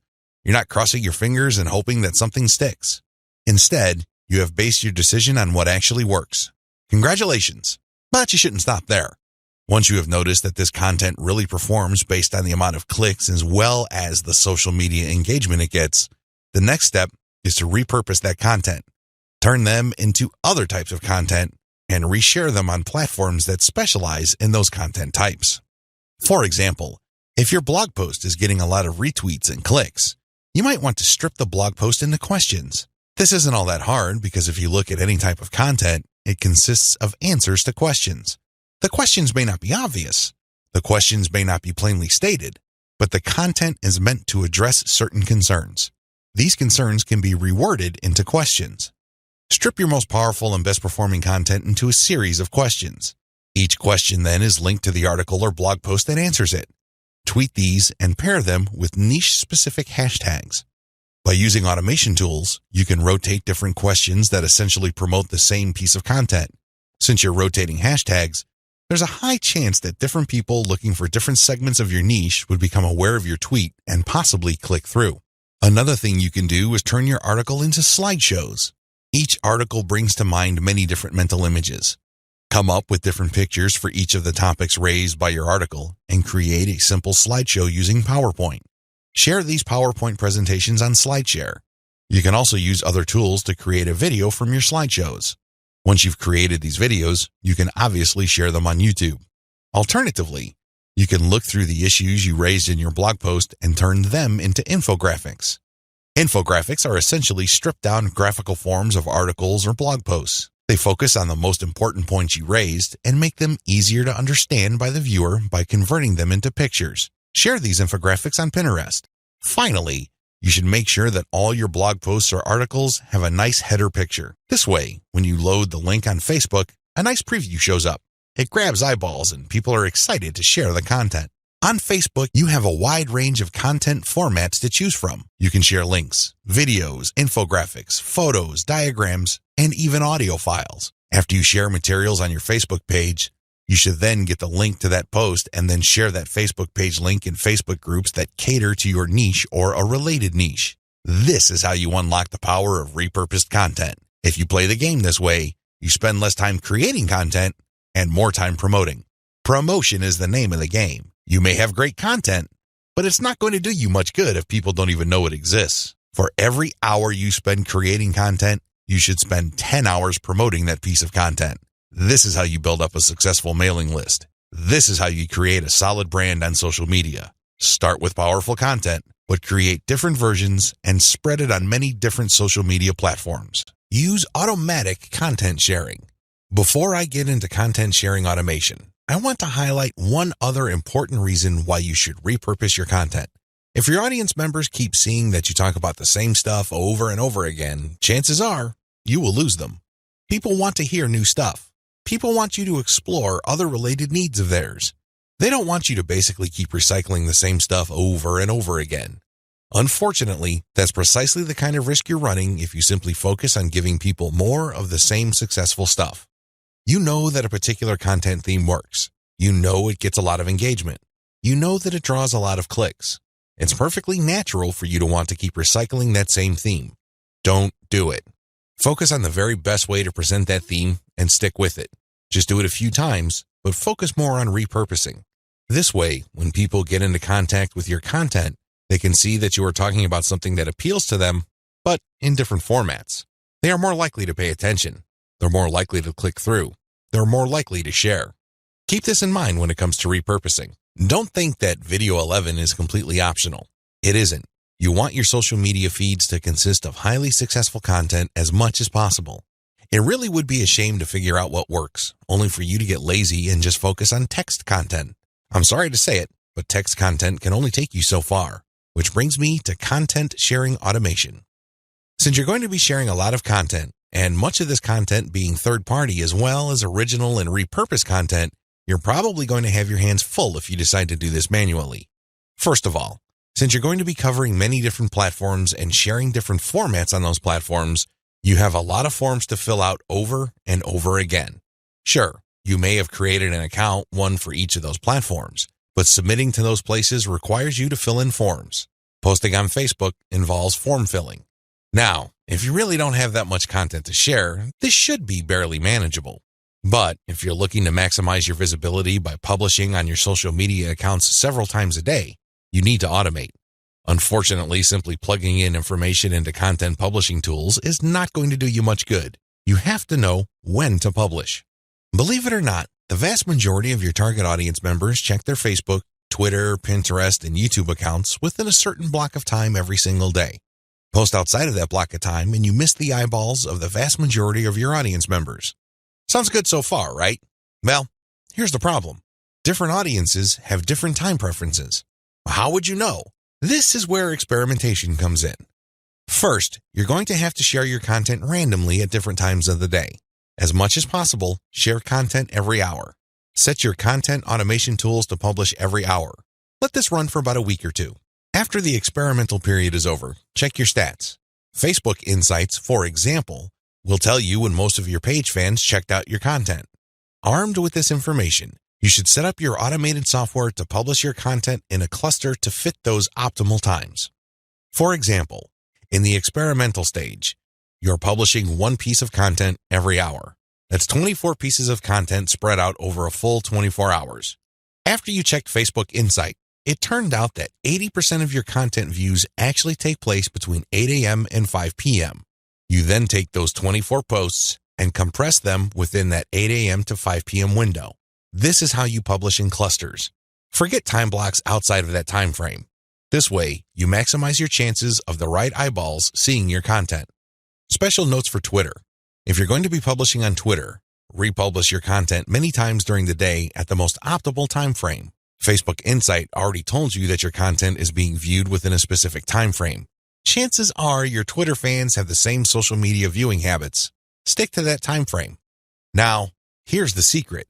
Set up your automated content publishing tools to tweet out your best content many times during that time frame, but you also have to rotate different hashtags. This way, you can reach different people looking for hashtags that are related to different subsegments of your niche. Special notes for Facebook. When publishing to your Facebook page, don't hesitate to publish original content that you have published before.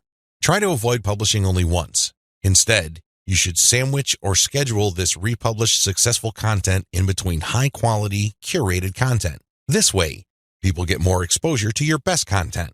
Once they click through, you get yet another chance to recruit them to your mailing list. Remember, when you share high-quality third-party content, you're not getting the traffic. You're building credibility, but you're not getting potential list members to your squeeze page. That's just not happening. When you share your own original content, you get a chance to recruit them to your squeeze page. Keep this distinction in mind. This is the reason why you should republish your most successful content by interspersing it with top-rated, curated content.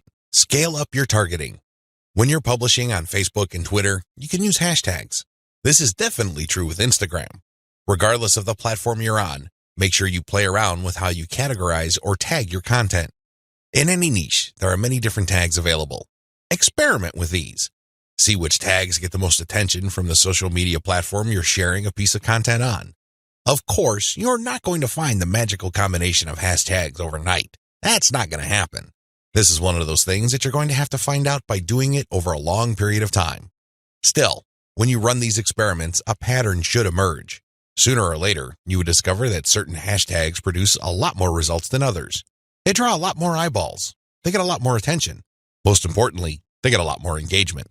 Stick with those. Experiment with tagging niche-focused influencers. When you're doing research on hashtags on Twitter, for example, You would be able to find influencers that specialize in those hashtags. These people just love to post content related to certain topics. They use a narrow range of hashtags every time they post. It seems that's all they focus on. Find these people. Look at their content. Are people retweeting them a lot? Are they getting a lot of love for their content? Do they get a lot of engagement? Are people responding via Twitter?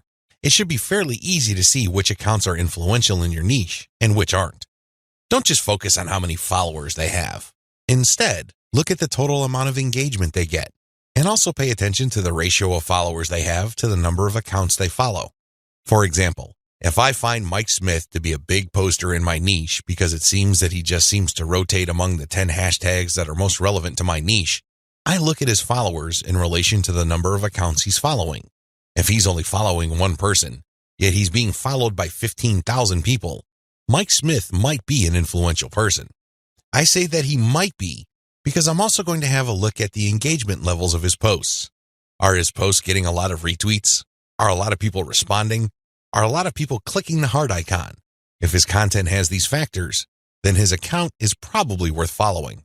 Most importantly, you should tag influential people on Twitter when you post. You use your most powerful hashtags and you mention them in your post. This can help you get on their radar. These people would be put on notice that you are also sharing content that is similar to the stuff that they are interested in. If they check out your stuff and they like what they see, don't be surprised if they share your content with their following. Engage with them. Let them know about your questions or suggestions. In fact, you should engage with them so much that you can possibly create a relationship where they would publish your guest posts if they're bloggers, or discuss whatever it is you're doing on their social media platforms. At the very least, when you partner with them, they become part of your content distribution network. In fact, a lot of them can even get you interviewed on influential blogs in your niche. Don't think that influencer engagement is simply restricted to tagging people. That's just the beginning. That's actually the tip of the iceberg. They can do so much more for you. You just have to continuously engage them and be social. This doesn't mean that you have to kiss their butt. This doesn't mean that your stock response to all of their posts is amazing post or great post, I love it. That's not going to work. That's not going to push the ball far enough. You have to actually engage. And oftentimes, this might seem like you're criticizing them. This might seem that you are offering a negative view, but you need to get their attention. You need to bring home the point that you actually know your stuff and that you are also credible in the same niche space. That's how you get them to take you seriously. That's the kind of engagement that builds respect. Otherwise, you're just going to look like another member of the choir. They really don't have any incentive to interview you or post your guest content. Why should they? You're not really sharing any information or suggesting any points of view that are different or distinctive. Experiment with paid traffic. Only after you have spent a lot of time drumming up free traffic from social media marketing should you even think of buying traffic. I know this sounds a bit extreme, but it's the absolute truth. Why? Well, in the beginning, you don't know when your target audience members will be reading your content. In the beginning, you don't know what their demographic breakdown looks like. How many males compared to females are in your audience pool? Do males or females like certain types of content that you share? What are their age ranges? Where are they located? I hope you see the big picture here. You have to use free traffic to do initial audience intelligence. Once you've gotten all these important insights, you can then start paying for Facebook ads and other platforms' ads. If you start any earlier than this point, you probably would end up wasting your money. Study your statistics first. Pay close attention to audience patterns. Take out ads based on these patterns. 8 reasons why you need to do social media marketing. Just to be sure, if you are in any way, shape, or form unclear as to the value of social media marketing, here are just 8 reasons why it needs to be part of your comprehensive online marketing plan. Maybe your current plan puts more emphasis on search engine marketing. Maybe you're currently focused on outreach. Well, those are all well and good. But to really round things out and add a lot more value to your current online marketing campaign, social media marketing has to be part of the equation. It doesn't have to take center stage. It doesn't have to be your overarching priority, but it has to be a part of the total mix. Here are just 8 of the thousands of reasons why your company, regardless of its size, needs to do social media marketing. Reason number 1, social media's huge direct and viral reach. If you build a solid page on Facebook, you develop a direct reach. This means that a certain percentage of people who like your page will see your updates. While it is true that Facebook has been reducing the organic reach of Facebook pages recently, there's a workaround to that. When people go to your page, you can instruct them to like your page and then click your page's settings to show your updates first. You might want to show a video that teaches people how to do this. You might even post an animated GIF. Whatever you do, clue people in that they can fix their settings to see your updates first. Now, for people that take the time and bother to do this, you have to offer content that is really valuable. This puts the onus on you. There has to be real value on your page for them to want to do this. But you can increase your direct reach by instructing people. On top of that, when people like your content, they can share it on their wall. Since people on Facebook have friends and their friends have friends, this can easily have an exponential effect. In fact, even if your page only has 100 likes, but these are real people with real friends, don't be surprised if one of your posts gets really viral and spreads all over the place. Social media enables you to have a large direct reach. It also provides you with a tremendous opportunity to enjoy an exponential content coverage. Reason number 2, social media is habitual. While different demographics have shown softening or weakening of social media usage on a daily, weekly, or monthly basis, this still doesn't take away from the fact that a lot of people habitually use social media. In fact, a lot of people do this the first thing in the morning. When they wake up, they go to their mobile phone or tablet and check their updates. It can easily become a habit. This gives you a tremendous opportunity to get your content and brand in front of many interested eyeballs. Reason number 3, target audiences use different content formats. The great thing about social media marketing is that you're not restricted to just one content format. You're not restricted to video, pictures, links, blog posts, text, or audio files. Instead, different platforms specialize in different formats. And when you create content for one platform, you can easily make different versions of it in different formats to spread out to other platforms. For example, I write a blog post and post it on Facebook. I create a very attention-grabbing graphic for that blog post. So when I post it on my Facebook page, a preview of the image shows up and it grabs a lot of attention. People click on it and they end up on my website. I can take that graphic and share it on Pinterest. I can take the text of my blog post or article and create a slideshow video out of it and share it on YouTube. I can also take that video and embed it in my blog post.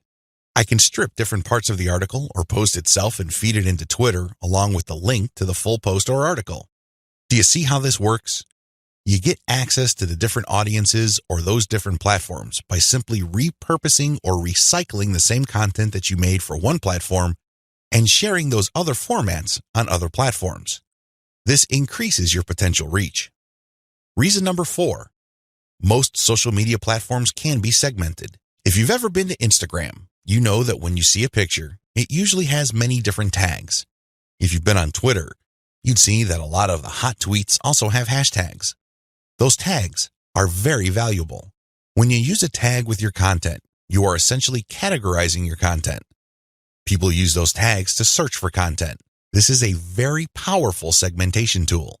People who are looking for cute Chihuahua puppies will use certain hashtags that are different from people looking for libertarian political posts. If you have a very tightly defined audience, social media platforms' built-in segmentation tools and features can definitely help you. You probably already know that huge audiences that are not very targeted are essentially worthless. Thanks to social media marketing segmentation features, you can get a smaller volume of people from many different platforms, but you can rest assured that these people are actually interested in whatever it is you are saying. These segmentation tools go a long way in helping you to find a very refined and well-qualified audience base. This, in turn, increases your likelihood of making a sale. Reason number 5, sharing content on most platforms can be automated. Thanks to tools like Hootsuite and Social Oomph, you don't have to worry about manually going to Facebook or Twitter and copying and pasting materials from a document or spending hours setting up your scheduled posts. You can automate your posts to publish up to 6 months on Facebook. This means that you can set up your Facebook account to post 6 to 10 or more times every day, but you don't have to babysit it because you have fed the content in. The best part is that a lot of these automation tools use bulk feeds, meaning you can format your content in an Excel file and convert it to CSV and plug into these tools. You don't have to input the materials one by one. Talk about saving a lot of time while also maximizing your reach. Reason number 6, you can run a 2-track marketing campaign using mailing lists. The heart of a content-based audience relationship marketing campaign on social media is to build a highly targeted mailing list. Now, this is not what you think. A lot of people are thinking that once they build the list, they're on their way to becoming a millionaire. Absolutely wrong. They're missing a step. When people join your mailing list, it really is a general mailing list. By general, I'm not saying that it talks about all subjects under the sun. I'm not talking about that. Instead, I'm talking about general interest in the specific topic. You really don't know yet at this point who is a buyer and who is a person who is simply looking for information and is still trying to make up their minds whether they trust you enough. You create a general list, and then eventually you try to upsell them to a buyer's list. And how do you do that? Well, you sell low-cost items on your general list. You can sell a booklet for $1. It doesn't really matter what the price is. It has to be very low because what you're really trying to do here is that you're trying to give people a means to identify themselves as a buyer, and you want to make it as smooth and easy as possible. $1 is almost an afterthought to most people. They won't think that it's too painful to buy your product. But once they get to your buyer's list, you eliminate them from your general list, and now you have a pure list of buyers. That list, my friend, is a gold mine. That's where you send your money-making updates. That's where you get people to check out your case studies and get them to pay top dollar for whatever affiliate programs or original products you are pushing on your buyer's list. This is called a 2-track marketing campaign. It's extremely powerful, and it has made a lot of people rich. But you have to step away from the very common mistake of thinking that once you get a lot of people to your mailing list, you have it made. Absolutely wrong. There is another step that you need to take. Reason number 7. Your brand gets natural repetition through multi-platform marketing. Assuming that all your social media accounts on all 4 major platforms look similar to each other, you get many bites at the apple. You really do. When people run into your brand on Facebook, there's a chance they might run into your brand on Twitter. If there is enough graphical similarity between your brands, then they can see that you're all over the place, and they can converse or engage with your brand regardless of where they are on the internet. Eventually, this builds a tremendous amount of familiarity, and people might become so comfortable that they join your mailing list when you call them to action. The best part of this is that it happens naturally by you simply creating accounts on all the major platforms. Your brand speaks to people who are interested in your niche, regardless of where they go. Reason number 8. Save money through content repurposing. Make no mistake about it, content generation is expensive. Even if you hire highly qualified, talented, skilled, and experienced people from countries with huge numbers of people who speak English as a second language, you can still be out thousands of dollars every year. High-quality writers from places like India, Pakistan, and the Philippines may be cheaper than American writers, but their costs still add up over time. One of the things about social media marketing that really excites me is the fact that you can create content and repurpose it into many different formats. This reduces your cost. If I hire a writer from India and pay that person $1,000 a month, I can get a fixed amount of content. At this point, I can choose to pay that person another $1,000 to get even more content, or I can take whatever content he or she produced and turn them into videos, infographics, or strip them down into questions for tweets. I can turn them into diagrams. I can take the voiceover of the video that I produced and turn it into a sound file. I can even make a slideshow of those materials. Once I have all this repurposed content, then I can share them on format-specific platforms. For example, I can share the slideshows on SlideShare. I can post the infographics on Pinterest. I can post the product shots or general product pictures on Instagram. I can post the questions on Twitter. I can also post the videos on YouTube. Best of all, I can post all the formats on Facebook. Do you see how this works? When you do this, you buy content once, repurpose it, and share it so you get a higher chance of getting traffic or visibility with that repurposed content. You're not creating content constantly. In fact, the name of the game is to produce as little content as possible, but market these high-quality pieces widely. This is how you maximize their value. The old idea of constantly publishing content just to get a few eyeballs here and there is dead. Seriously, that's a one-way ticket to the poorhouse. Your better approach would be to make that content work for you by converting it into many different formats. You then share these different formats on platforms that specialize in those formats. I hope the 8 reasons above are clear and that you are pumped up to do social media marketing right. In video 3, we're going to talk about picking a social media marketing campaign that is most likely to produce results for your type of online business. See you there. Reinvest your profits the right way. By this point, the $1 filtration method has enabled you to make a decent chunk of cash every single month from social media traffic. The next step is to create a business. At this point, you might be feeling that you're just engaged in a hobby. It's a well-paid hobby, but still a hobby nonetheless. This too can be a trap. This can hold you back from the great success that you could otherwise achieve with social media. How do you turn the information that I shared with you into a platform for a business that can withstand the test of time? Simple. Reinvest your profits the right way. Move into other niches after you master your system. This training helps you identify your target niche. I've also given you the techniques to do well in that niche using social media traffic. Once you've made quite a bit of money on your niche and this money comes in month after month, you have to think big. You have to look into other niches that are related to your current niche. This thinking is actually pretty straightforward. If you have already mastered your niche to the point that you're making automatic income month after month, then you can apply the same system to other niches that are closely related to the one you're in. This is how you scale up your business. Instead of just one stream of cash, you build many different streams of cash based on the system that you mastered. You know what hashtags to target. You know what kind of content gets eyeballs. You know how to present information on social media. You know how to promote a mailing list. These and many others form part of your system. It really would be a shame to restrict that system to just one niche. Once you've mastered those, find niches related to those and grow into these other fields. Highly successful list marketers don't just operate one list. They operate dozens, and this translates to 6, if not 7-figure incomes year after year. If they can do it, so can you. Buy more targeted traffic after you find out what works. Once you have discovered the type of content marketing strategy on Facebook that works, you can buy targeted traffic. How? Use Facebook's lookalike technology to target people who share the same interest profile as your existing audience. This is what's so awesome about Facebook. This is also what gets them into all sorts of hot water.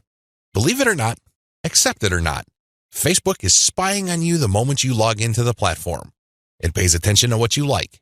It pays attention to what you comment on. It pays attention to what your friends like. And it makes all sorts of predictions regarding your behavior and your interests. Accordingly, if you like certain topics, it creates an interest profile.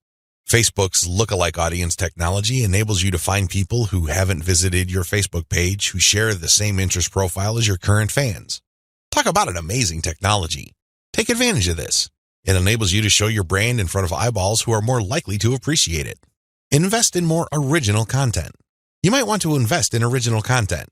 If you're already making a decent profit from your current system, you might want to take things to the next level and add a whole lot more value to the lives of people following your brand on different social media platforms, as well as in your blog or website with original content. Now, this doesn't mean that you have to roll up your sleeves and write everything yourself. You can hire professional writers to do this. Thanks to global outsourcing, you can get high-quality original content from places like Ozkey.org without it costing you an arm and a leg. You can get high-quality content that truly engages your audiences without it killing your profit margin. Invest in more content updates. This advice really flows from the previous point I raised. If you're going to be investing in more original content, automatically you will be investing in more content updates. You will have a lot more original materials to share. These two actions go together. Regardless, you need to step it up in terms of content updates so you can pack a lot more value. Invest in your original products. When you're started out setting up this system I teach you in this training, you probably would be focused on affiliate products. You get an affiliate from an affiliate program, you market that link on your email updates. When somebody clicks on that link and buys something, you get a commission. Pretty straightforward, very simple. Well, if you really want to make a lot of money, you have to turn your back on affiliate marketing. You really do. Instead, you have to sell your own stuff. The reason why you need to do this boils down to control. When you are selling other people's materials, you are at the mercy of their squeeze page, their landing page, and ultimately, the quality of their product. What if their product sucks?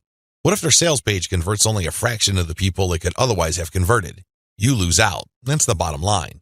If you want to maximize your control over your income, you need to invest in your own original products. Thankfully, outsourcing is always available to you. You can outsource to professional companies like Ozkey.org or other specialized content producers to help you produce high-quality original materials for cents on the dollar. Sell your own video-based membership courses. The main problem with product sales online is, by and large, you're selling the item once. Somebody clicks the buy button, they pay, they get access to the download link, and that's the end of the story. They already have the product. They can enjoy it, they can throw it away, they can do whatever they want with it. But the transaction only took place once. Wouldn't it be awesome if people keep sending you money every month? Wouldn't it be great if you get recurring income? Well, that's exactly what you can enjoy when you sell your own video-based membership courses. For example, if you have a gardening blog, you can set up a video-based course where you teach people the ins and outs of garden cultivation. Every single month, each member's PayPal account or credit card account is billed a certain amount. You don't have to lift a finger. And this goes month after month after month until they cancel. The best part? You shot the videos once, yet you make money off them month after month. How awesome is that? This is called passive income. And the great thing about this is that you don't have to stick with video. It can be any kind of membership. Maybe you can give them access to pictures. Maybe you can give them access to files or even software. It doesn't matter. What they're paying for is the right to download that material month after month. This is the key. Recurring income should be your ultimate goal. This is how you maximize your effort. You're putting in less work while getting more money out of the system. Unfortunately, this is not something that you can master getting out of the gate. It also doesn't happen overnight. You have to pay your dues by doing the other steps above first. Conclusion. Social media marketing confuses a lot of people. It definitely leads to a lot of dead ends if you let its myths get the better of you. This training shines a light on one effective way of using social media exposure to turn social media reach into cold, hard cash in your bank account. While I'm not claiming that these steps are easy, they are doable. You just need to follow instructions. You need to conduct experiments and focus on what works. The key here is to use this information to fit your particular set of circumstances, to produce practical, actionable steps that you can use to earn a truly passive income. Don't move one step ahead until you've mastered the previous step. Now that you have all the information that you need to succeed, please understand that none of this will make you rich if you let it stay in your head. Not in a million years. You have to take action on them. You have to get that sense of urgency that you need to make this information a reality. The longer it stays in your head, the less likely your finances will change. Give yourself a deadline. Commit to a firm start date. Once that date comes, start. You don't have to be a hero. You don't have to hit a home run the first time you step up to the plate. As long as you're making a small step forward, that is good enough. Why? A small step forward is still a step forward. You have to keep doing it. You have to take step after step. It doesn't matter what side of the bed you woke up on. It doesn't matter what you're feeling. None of that matters. What matters is you stick to the plan. If you're able to commit and focus, you will succeed. I wish you nothing but the greatest success. Thank you for watching this training.